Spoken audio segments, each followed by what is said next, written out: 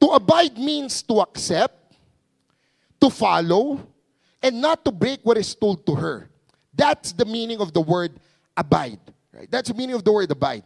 Last night, no, nag-fellowship kami, and we were having the devotion of the worship team, nabanggit ni Sister Karen during the devotion, sabi niya, napaka-importante at napakahalaga nung pagsunod sa leadership, sa mga elders mo, sa mga mentors mo. It's very important. Sa parents mo, it's very important.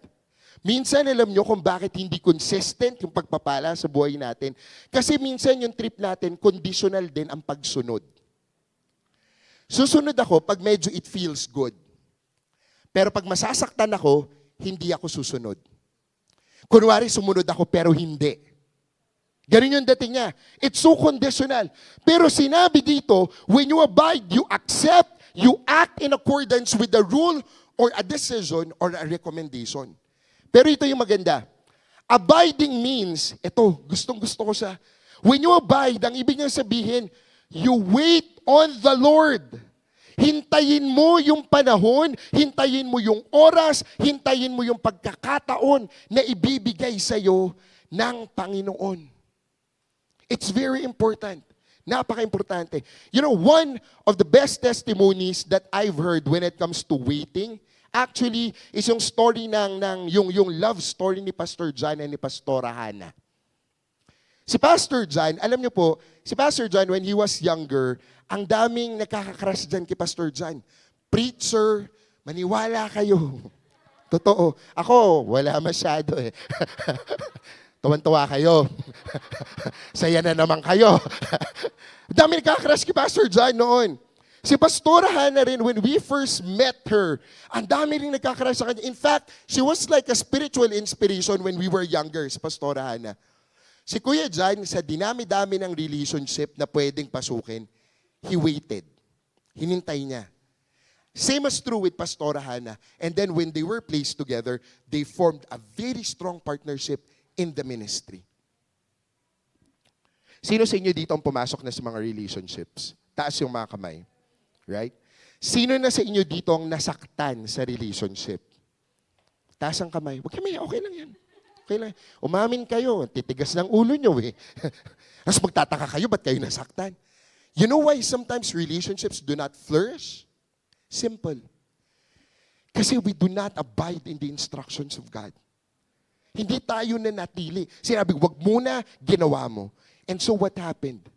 It didn't end up in a manner that was actually strong because we did not adhere, we did not abide, we did not follow. Sa spiritual walk natin, minsan nagtataka ka, bakit kaya maraming mga tao sa church dati kasama natin, nakikita natin, and then eventually nawala sila? Simple. Because they chose not to abide. Umalis. At alam niyo po, ito'y nakakalungkot, yung katotohanan. When we were younger, nung kami po ay nag-start na magsilbi sa ministry, ang dami po naming magkakasama. Pastor Jerry, yan, Pastor John. Pastor John was our youth pastor. Nung ako po ay young member pa ng youth group noon. He was our youth pastor. Doon pala makikita nyo na, older talaga si Pastor John sa akin. Nauna lang ako nakalbo. Pero older talaga siya. Yun yung katotohanan. Okay? That's the reality. But just a few years lang naman. Just a few years. That's why I call him, kung mapapansin nyo, Pastor John, I frequently call him Kuya. Kasi po, nandun talaga yung relationship since I was, 13 years old. Magkasama na kami. Pero alam nyo po, ang dami namin magkakasama nun. Ang dami namin magkakasama. Pero alam nyo, ang dami rin naming nakasama na hindi na namin kasama ngayon. Bakit? Because they chose not to abide. They chose to live. And you know, if you will be taking a look at their lives, some of them are rich, some of them have a lot of money. But if we're going to be talking about the peace that we have in our hearts in the Lord and in the ministry, the peace we have is completely different. It's at a completely different level. Why? Because we chose to abide in the Lord. Importante ang pananatili sa Panginoon. Today, ako po ay na-inspire. Di ba dati, ilang points po ang sinishare ko sa inyo? 7. Tapos nabawasan, naging 5. O, tandaan nyo, di ba? Tapos medyo pag minsan, yung talagang sobrang yun lang binibigay ng Lord, bumababa tayo ng 3. Pero today, I am going back to 7. Bibigyan ko kayo ng 7 punto kung bakit napakahalaga that we stay in the Lord and why we should abide in the Lord. And you know what? Take my word for it. There is power when you abide in the presence of God. There is power when you stay in the presence of God. There is power when you choose to remain in the presence of God. And that's what we'd like to share with you today. 7 punto lang. Simulan natin dito. What does abiding in God bring? Abiding in God brings stability in our lives. Sabi nyo nga, stability. Sabi nyo, stability. You know what's one thing that's sure kapag ikaw ay nananatili sa presensya ng Panginoon? Isa to sa pinakamagandang testimony. Pansinin nyo, yung mga secular, yung mga nasa mundo, pati yung mga, madalas marinig ko to sa probinsya, natry nyo na yung kumain kayo, kakain nyo ng breakfast. Pagkakain nyo ng breakfast, ang next na tanong na, ano kayang kakainin natin mamayang lunch? 'Di ba? Kilala si Olive, ganun si Sister Olive. Kakalmusal pa lang inisip na anong lunch niya. Tapos nag-lunch ka, katatapos mo lang mag-lunch, ang next na tanong, anong panggabihan natin? 'Di ba? Tapos minsan dumarating yung pagkakataon na lagi kang nag-aalala at lagi kang nagwo-worry kung ano ang ibibigay sa'yo, anong kakainin mo. But you know, that's one thing that's so true when you are stable and when you abide in the Lord. Napakatotoo na kapag tayo'y nananatili sa Panginoon, mapapansin mo, hindi mo alam kung anong kakainin mo ng pananghalian, hindi mo man alam anong kakainin mo ng panggabihan, pero isang bagay yung sigurado. Ang bagay na sigurado, alam mong kakain ka. 'Di ba? Bayaran ng tuition fee. Right? Tuition fee ni Euthane. Pinag-aaral. Ang laki ng tuition fee. Aabot magkano? 50,000 plus. Isang semester. Alam mong babayaran mo yung tuition fee. Pero at the moment, kahit wala ka pang 50,000, sigurado ka na mababayaran mo yung tuition fee. Hindi mo alam kung paano, hindi mo alam kung saan manggagaling, pero alam mo. Feby, an engineer, stayed in Manila for a long time. She was working. She was at the peak of her career. She stopped because she opted to serve her family. Did she worry? Nag-alala ba siya na parang, Lord, paano yan? Tumigil ako sa pagtatrabaho, baka wala na akong makain. Hindi. Bakit? Because when you remain in the Lord and when you abide in the Lord, you may not have the money, but you are sure that God will provide. You may be sick at the moment, but you are sure that God will heal you. With what it says in the Word, if you remain in me, and my words remain in you, ask for whatever you wish, and it will be given unto you. It will be given unto you. You know what does it say? In the Word of God in Matthew 7:24-25, sabi niya, therefore, whoever hears these things of mine and does them, I will make him a wise man. You know, if you want to be wise, being wise comes with one simple condition.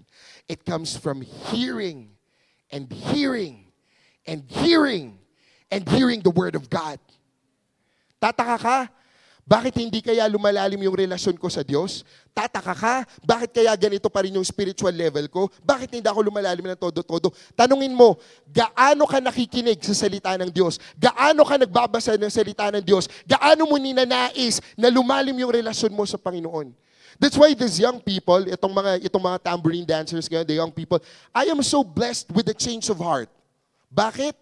Dati itong mga batang to, sila po, when they come to church, they would use their electronic Bibles, cellphone. Tapos mamaya may nag-pop up, nag-message, love you, babe. Wala na, distracted na. Right? Ngayon, they opted to shift. Lahat sila may physical Bibles. Lahat sila may notebook, may ballpen, and they take note of what the Word is saying. And take a look at them. When they speak right now, it is completely different with how they were before. Makikita mo yung unti-unting paglalim ng relasyon nila. Bakit? Because they decided to hear the Word, to learn the Word, and to abide in the Word of God. Bakit mahalaga yun? Yun yung sinabi sa salita ng Diyos eh. Ang sabi niya, if you remain in me and my words remain in you, then ask whatever you like. Kaya kayo, gusto nyong hingin yung magandang kinabukasan nyo sa Panginoon, do so. Pero ang sabi, manatili kayo sa salita ng Diyos. Manatili kayo sa Panginoon. Magpatuloy tayo. That's point number 1. Let's go to number 2. Abiding in God brings forth supernatural peace. Extraordinary peace in our hearts. Hindi ko alam kung nararanasan nyo to. Pero alam nyo po, isang bagay na sigurado sa akin, kapag nasa Diyos ka, laging may kapayapaan sa puso mo. Laging may peace sa heart mo. Anong sabi niya? In Isaiah 26 verse 3, you keep him in perfect peace whose mind is stayed on you because he trusts in you. Kadalasan pala, yung mga taong nakakaranas ng kapayapaan sa buhay, ito rin yung mga taong nagtitiwala sa Panginoon. And that's so true. That's so true. Many of you here, you know the story of my mom. Yung nanay ko po, nung siya po ay nagkaroon ng cervical cancer, stage 3B. Alam niyo po, nung dumating yung pagkakataon na yun, tayo kasi, this is what usually happens. We ask and we pray for miracles coming from God. Pero kadalasan ang paghingi natin ng milagro, yung gusto nating milagro. 'Di ba? Lord, prayer ko, pagalingin mo yung nanay ko completely. Pagalingin mo yung nanay ko. May mali ba sa panalangin mo? Wala. Pero alam nyo kung ano yung mali? Ang mali doon, kung dinidikta mo sa Panginoon kung ano yung dapat mangyari. Kaya nga ang sabi sa Biblia, di ba? Ang sabi sa Biblia, when you pray, do this. And at the last part it says, let your will be done on earth as it is in heaven. Pero mananalangin ka, sabihin mo, Lord, gusto ko i-bless mo ko. Pag bless mo ko, bigyan mo akong 10 million. Yun ang gusto ko, Lord. Yun yung miracle na gusto ko. You're so conditional. Pero ang tanong doon, yun ba yung will ng Lord? Yun ba yung will ng Lord? Marami ako naririnig na ganyan. Gusto kong yumaman. Gusto kong maging ganito. Gusto kong maging... Ang tanong, yun ba yung will ng Lord? Yun ba yung kagustuhan ng Lord? Ang sinabi naman doon, ask for whatever you want. Yes, but all these things we ask must be aligned with the will of God. And it shall be given unto you. When you abide in the Lord, always remember, laging may kapayapaan sa puso mo. Laging may peace sa heart mo. Alam niyo po, pag tinitingnan ko yung mga kabataan ngayon dito sa church, I am just so blessed. You know why? Kami po, when we were younger, we were literally struggling. Problema namin ang tuition fee, problema namin ang baon, problema namin lahat. Pero ngayon, God is just setting a brighter future for each and every one of you. Nilalatag na ng Panginoon, inaayos na ng Panginoon. Ganon ang pagkilos ng Diyos. Ganon kapag nanatili ka sa Panginoon. Amen? Let's continue. Let's go to point number 3. Number 3. Anong sabi niya dito? Let's carry on. Right? Number 3, sabi niya, abiding in God brings growth even in seasons of drought. Ulitin natin. Abiding in God brings growth even when in seasons of drought. Anong sabi niya? In Jeremiah chapter 17 verses 17 to 8, blessed is the man whose trust is in the Lord and who trusts the Lord. Napaka-importante nun. Ang ganda ng statement eh. Sabi niya, blessed is the man who trusts in the Lord and whose trust is the Lord. Two different statements. Sabi niya, pinagpala ang isang tao na ang tiwala ay nasa Diyos at ang tiwala ay ang Diyos mismo. Two statements. Napaka-strong ng statement na yun. And what does it say? When you abide in God, your growth is assured even in the seasons of drought. Let me give you a situation. Okay?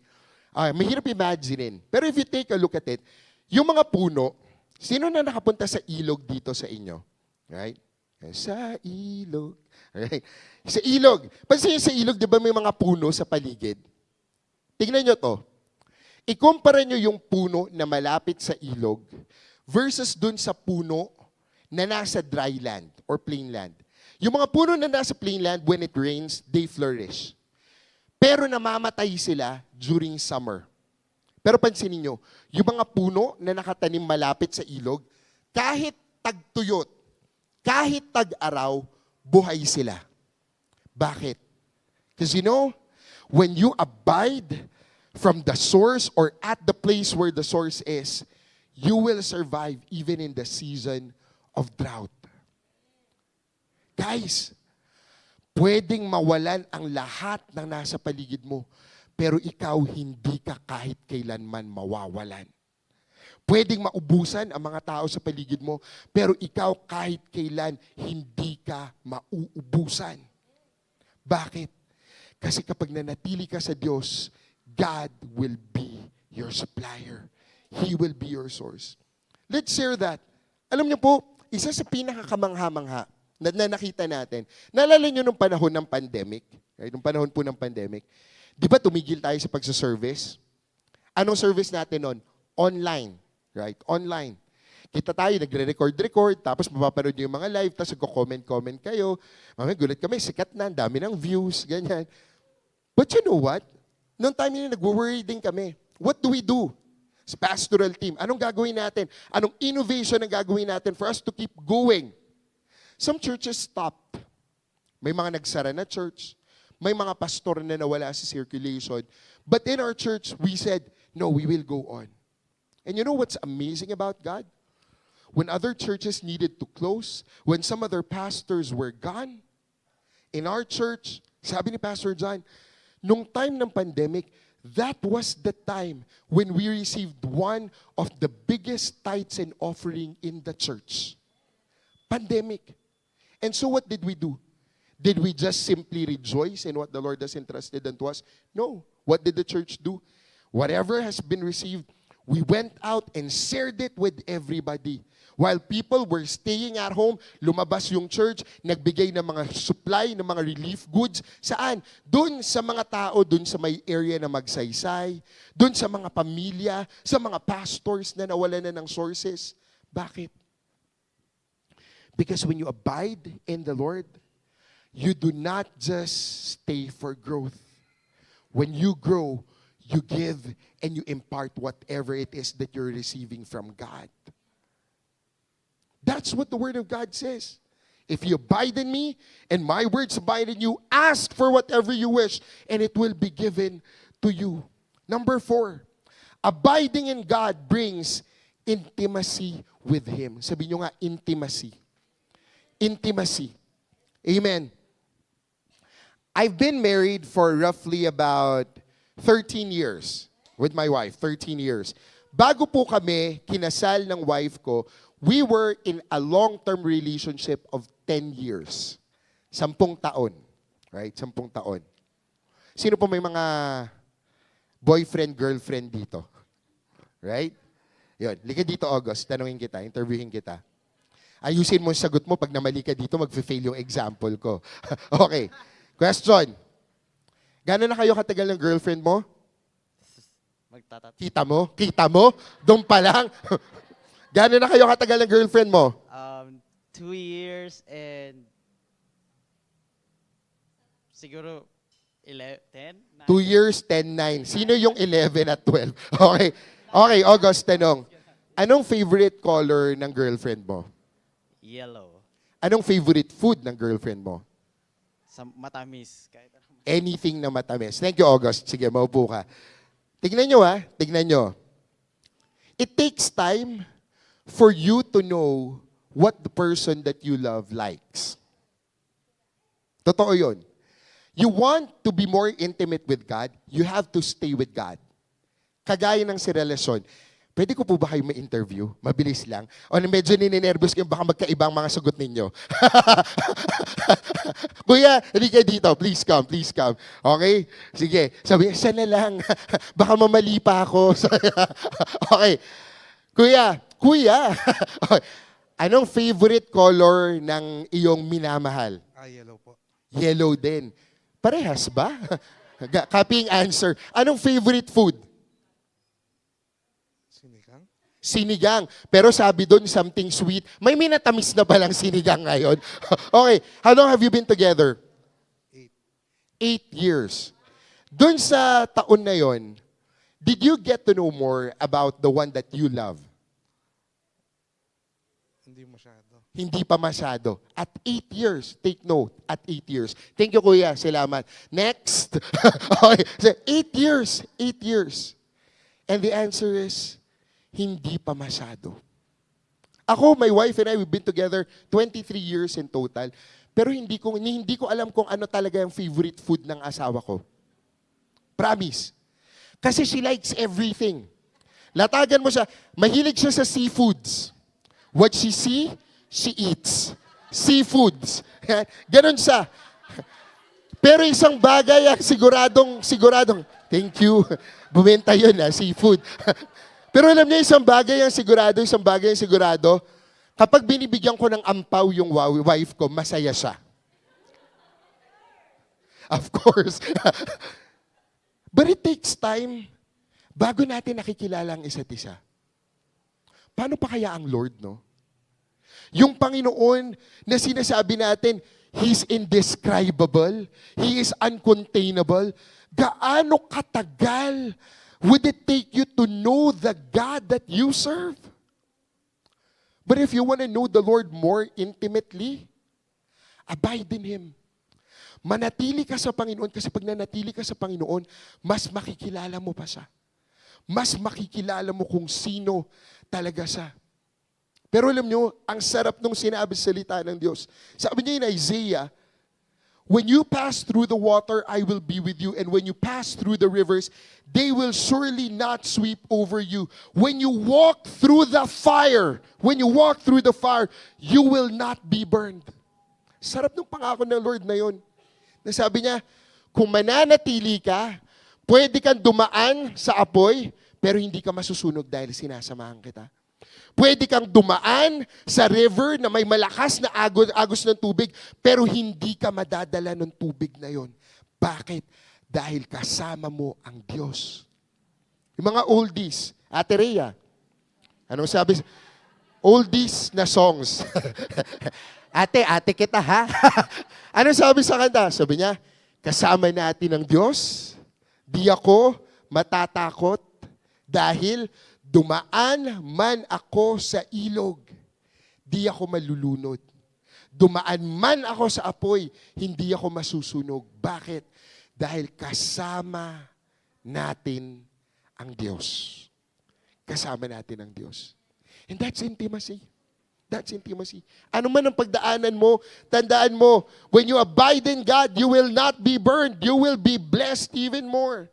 Number 5, abiding in God makes our lives as testimonies. Pag nananatili ka sa Diyos, lagi mo tong tatandaan. Pag nananatili ka sa Diyos, yung buhay mo, gaano man kagulo yan, nagiging testimonya siya ng kabutihan ng Diyos. And that's the reality. Balikan natin yung mga kapwa ko pastor dito sa church. Right? Balikan natin yung mga kapwa ko pastor dito sa church. Pastor John, by the way, and Pastora Hannah, they're not here at the moment kasi po we have a week of activities. Tayo po ay mag-host ng conference and Pastor John and Pastora Hannah are in Manila right now. They are with Pastors Paul and Nancy Glass who are gonna be the speakers for the events that we're having this week dito sa church. Pero balikan po natin. Pastor John, Pastor Jerry, narinig nyo naman na yung testimony nila, diba? Narinig nyo na. Ang mga testimony nila, sabi ni Pastor John, nung bata kami, sabi niya ganun, kasama ko yan si Pastor Jerry, maloko kami. Sabi niya, name it, inom, lahat ng kalokohan, ginagawa namin. Pero tignan nyo sila ngayon. Pag tinignan nyo ba sila, may imagine nyo na ganun ang buhay nila noon? Hindi. Bakit? Kasi yung buhay nila na magulo noon, ginawang testimonya ng Panginoon ngayon. Your lives could be a perfect screw-up. Minsan, iisipin natin yung buhay ko ang gulo. Minsan yung buhay ko walang patutunguhan. Minsan hindi maganda yung nangyari sa buhay ko. Pero isang bagay ang sigurado. Kapag nanatili ka sa Panginoon, kahit gaano kagulong buhay mo, kahit gaano kabigat ang buhay mo, kahit gaano kahirap ang buhay mo, isang bagay ang sigurado. Kayang gawin ng Panginoon na patotoo ang kwento ng buhay mo. That's the reality about God. That's the truth about God. Anong sabi niya dito? In 2 Corinthians, sabi niya, this part says, but thanks be to God, who in Christ always leads us in triumphal procession. Ano yung sinabi ni Pastora Hana nung binanggit niya tong verse na to? It's so great to see this verse and to know this verse. Bakit? Sabi niya, yung buhay mo, kahit gaano yan kagulo, darating yung panahon at darating yung pagkakataon, kukunin ka ng Lord. Sabihin niya, i-display kita. Ipapakita ko sa mga tao yung naging buhay mo. Dahil dun sa buhay mo na yon, ako ang maitataas at ako maluluwalhati. And that's so great. Isipin mo, Brother Bingo, a time will come, the Lord will just take you and the Lord will say, i-display ko si Bingo. Kasi kumilos ako sa buhay niya. I-display ko si Nathan. Kasi kumilos ako sa buhay niya. I-display ko si Jeremiah. Kasi kumilos ako sa buhay niya. Ipagmamalaki ka ng Panginoon. Ipagmamalaki ka ng Diyos. Right? Let's continue. Pagpatuloy natin. Number 5. Ilan pa? 2 na lang. Ayaw nyo na ba? Yeah, of course. Ganyan ang sagot. Dapat gusto nyo pa ba? Gusto! Right? Let's be very eager with the Word of God. Number 6, abiding in God gives us rest amidst the storm and the circumstances. Abiding in God, it gives us rest amidst the storm and the circumstances.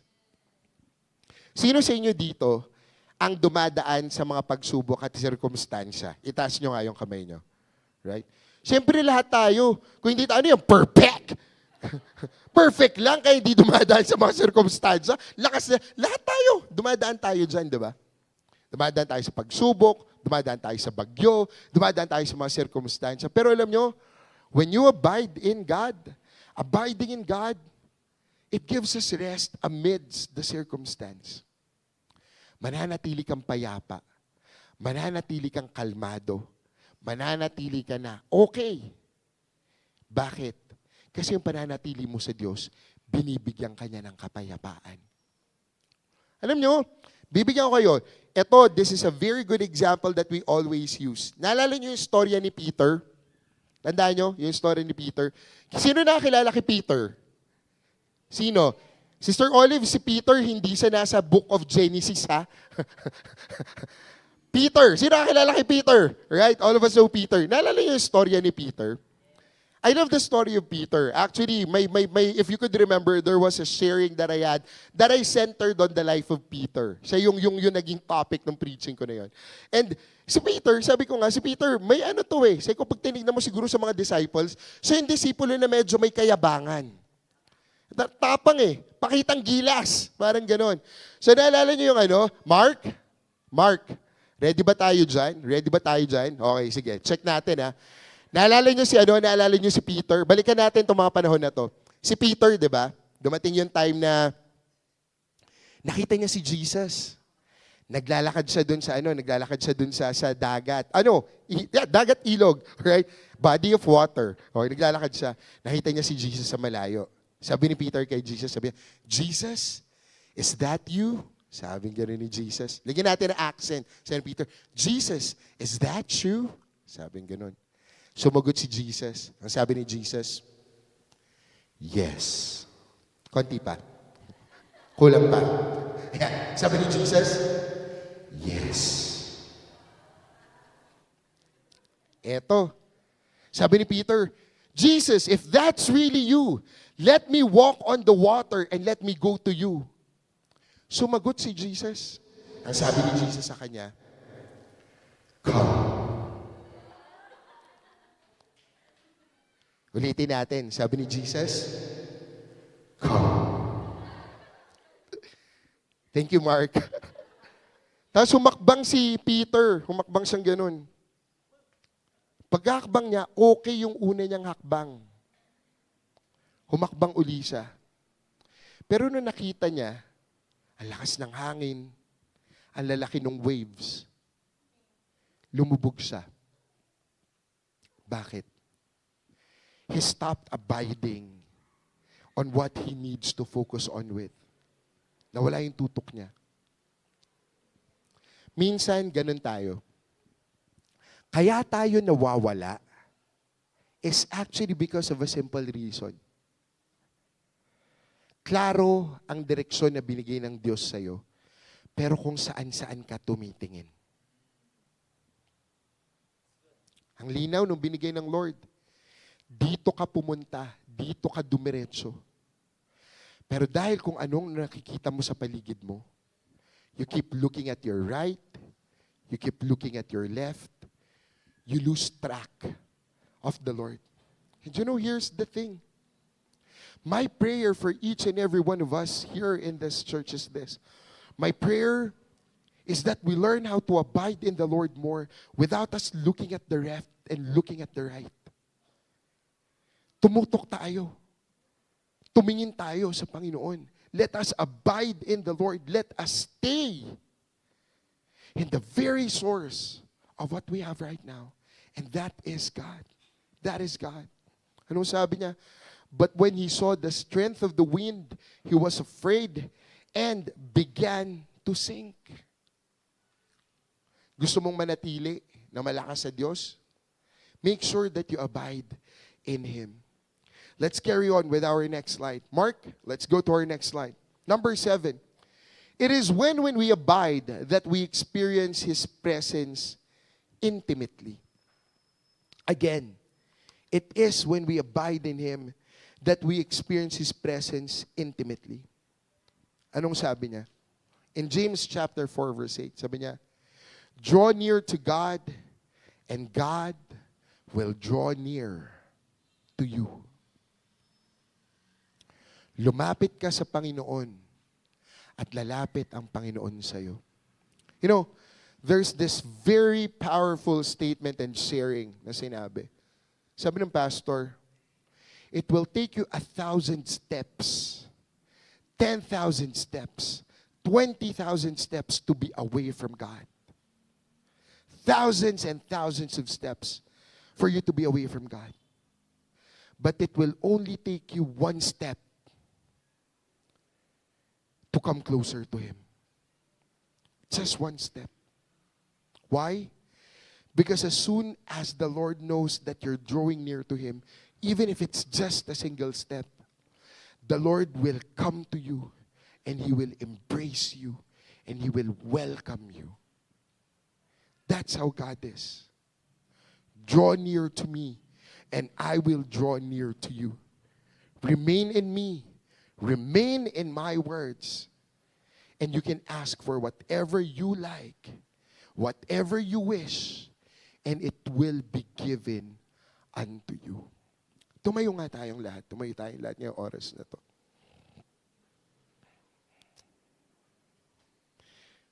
I pray that this word has spoken with each and every one of us.